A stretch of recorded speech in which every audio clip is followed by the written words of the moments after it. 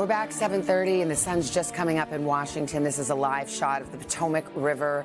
Emergency responders have descended on that area. They have been searching the frigid, icy waters there all night long for survivors after a mid-air collision between a commercial plane and a Black Hawk helicopter. 64 people were on that American Airlines flight, 60 passengers, 4 crew members. There were 3 soldiers on that Army Black Hawk helicopter. Dozens of bodies have been recovered overnight so far.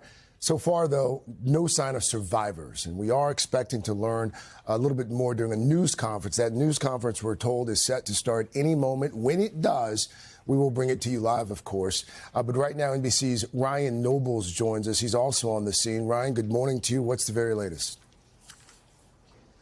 Hey, Craig and Savannah, good morning. And from where I'm standing, we have a direct view right across the Potomac River of this rescue and recovery operation that is taking place right now. And as the sun comes up over the Potomac River, we actually are now getting our first glimpse of what appears to be at least some of the wreckage of at least one of the aircraft that went down after this awful tragedy that took place overnight here in Washington, D.C., where that American Eagle flight on its approach to Washington Reagan National Airport collided with a Black Hawk Army helicopter.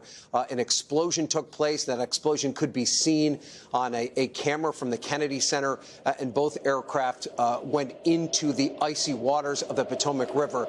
It then became a massive law enforcement operation with more than 300 law enforcement members and first responders descending on the Potomac River, doing everything they can to try and recover those bodies that perished in this crash, and then begin the frantic search for survivors. Right now, we're told that at least 30 bodies have been recovered from these icy waters, and at this point, there have not been any survivors found.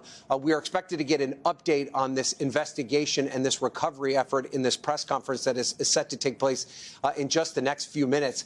This airport is one of the busiest in America. This runway in particular, one of the busiest in America. It is very conveniently located right across the river into downtown Washington, D.C., and not only is there a tremendous amount of airplane traffic in and out of Reagan National Airport, there's also a tremendous amount of helicopter traffic because of all the military and government installations in this region. And on a daily basis, those helicopters and airplanes navigate this airspace without any problem. But last night, the worst case scenario where a Black Hawk helicopter and this commuter airline ended up colliding. Now, the investigation is underway already. They're in search of the black box recorder that would have been in both aircraft. That process is taking place as we speak.